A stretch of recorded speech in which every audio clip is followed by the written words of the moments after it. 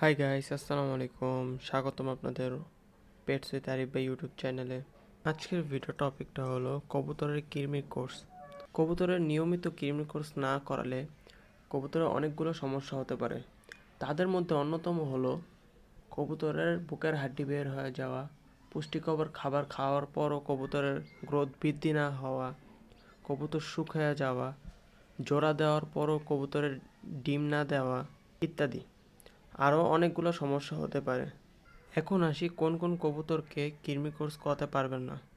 প্রথমত 10 থেকে 15 দিনের বাচ্চাকে এবং কোনো রোগ আক্রান্ত কবুতরকে। এদের কৃমি কোর্স করালে ক্ষতি হবে এমন না, কিন্তু না করাটা ভালো। আমরা কৃমি কোর্স করানোর জন্য যে ওষুধটা ব্যবহার করছি এর নাম হলো এট্রাক্স।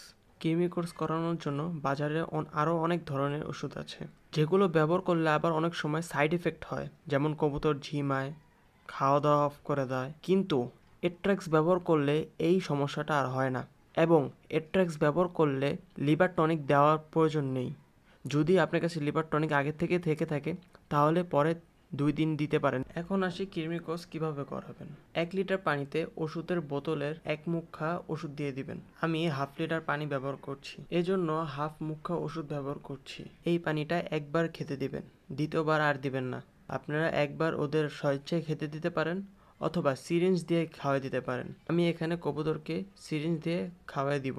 আপনারা সিরিঞ্জের 30 থেকে 35 ml পানি নিয়ে কবুতরকে খাওয়াই দিবেন। কবুতরকে কৃমি কোর্স করানোর আগে অবশ্যই এটা খেয়াল রাখবেন যে কবুতর যেন খালি পেটে থাকে, এবং কৃমি কোর্স করানোর 10 থেকে 12 ঘন্টা পর্যন্ত কবুতরকে কোনো খাবার দিবেন না। কবুতরকে কৃমি কোর্স এবং যে কোনো ভিটামিনের কোর্স ঠান্ডা আবহাওয়াতে করবেন। হয়তো বৃষ্টি পড়ছে এরকম সময়, না হয়তো রোদ নাই, রোদ খুব কম, তাপমাত্রা খুব কম, এরকম একটা সময় কবুতরকে কৃমি কোর্স করাবেন। কবুতর সংক্রান্ত কোনো কিছু জানার জন্য কমেন্ট করতে পারেন, এবং ভিডিওটা ভালো লেগে থাকলে লাইক করবেন, এবং আমার ছোট চ্যানেলটা অবশ্যই সাবস্ক্রাইব করবেন। আজকের জন্য এতটুকুই। দেখা হচ্ছে নেক্সট কোনো ভিডিওতে। আসসালামু আলাইকুম।